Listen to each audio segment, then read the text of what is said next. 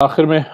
جو ہیں دو سوال لے لیتے ہیں، اس پہ پھر ہم فنش کرتے ہیں۔ ایک سوال جو چیٹ میں ہی آیا ہے کہ قرآن کریم میں کچھ واقعات کو اتنی دفعہ ریپیٹ کیا گیا ہے اور کچھ انبیاء کا ہی ذکر ہے، اس کی کیا حکمت ہے؟ اور اس بارے میں قرآن خود کہتا ہے کہ لوگ اس کو پچھلوں کی کہانیاں تصور کرتے ہیں، اور کیا اور کئی دفعہ یہ والی فیل آتی ہے کہ اس میں رہنما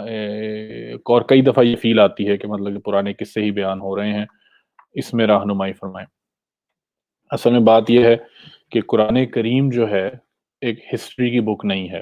یہ ہمیشہ یاد رکھنا چاہیے کہ قرآن کریم تاریخ کی کتاب نہیں ہے کہ وہ تاریخ بیان کرے۔ قرآن کریم نے ان تمام معاملات کو جو تاریخ میں بظاہر طور پر لگتا یہ ہے کہ انسولوڈ میٹرز تھے،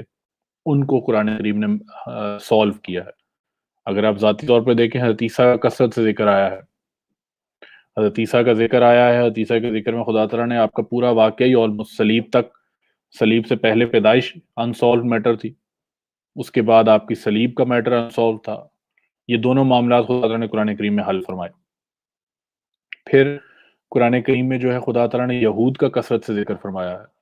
یہود کا ذکر مختلف واقعات موسیٰ علیہ السلام کے اور اس حوالے سے بھی ذکر فرمائے ہیں۔ ان کا بھی ذکر اس لیے بیان فرمایا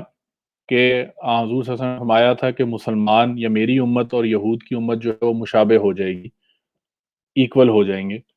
اور اس میں ان کو ایک تنبیہ دی گئی تھی مسلمانوں کو کہ ان نے یہ حرکتیں یا یہ انہیں کام کیے تھے، تم ان سے بچے رہنا، تم ان کو نہ کرنا۔ اور کثرت سے یہود کا ذکر آتا ہے سورۃ البقرہ میں بھی اور سورتوں میں بھی، کفار کا ذکر ہے۔ اور پھر جو جن انبیاء کا ویسے ذکر آتا ہے، حضرت شعیب ہیں، حضرت صالح ہیں، ان کے بارے میں خدا تعالیٰ نے ایک جگہ یہ بھی فرمایا ہے کہ یہ تم ان کفار کو ذکر کر فرمایا کہ یہ ایسی قومیں ہیں جو تمہارے ارد گرد تھیں، یا جن کے راستوں سے تم گزرتے ہو، تمہیں دیکھتے ہو۔ اور پھر خدا تعالیٰ نے فرمایا سیروا فی الارض فانظروا کیف کان عاقبۃ المکذبین، کہ سفر کرو دنیا میں، پھرو اور دیکھو کہ انکار کرنے والوں کا کیا انجام ہوا۔ نیز ان واقعات کو، ان انبیاء کے ذکر کو بیان کرنے کا مقصد یہ ہے کہ انسان اس سے سبق سیکھے۔ اور سبق کیا سیکھے؟ سبق یہ سیکھے کہ خدا تعالیٰ نے جو احکام بیان کیے ہیں ان کو عمل نہ کرنے کی وجہ سے جو ہے خدا تعالیٰ کی ناراضگی جو ہے وہ مول انسان لے لیتا ہے،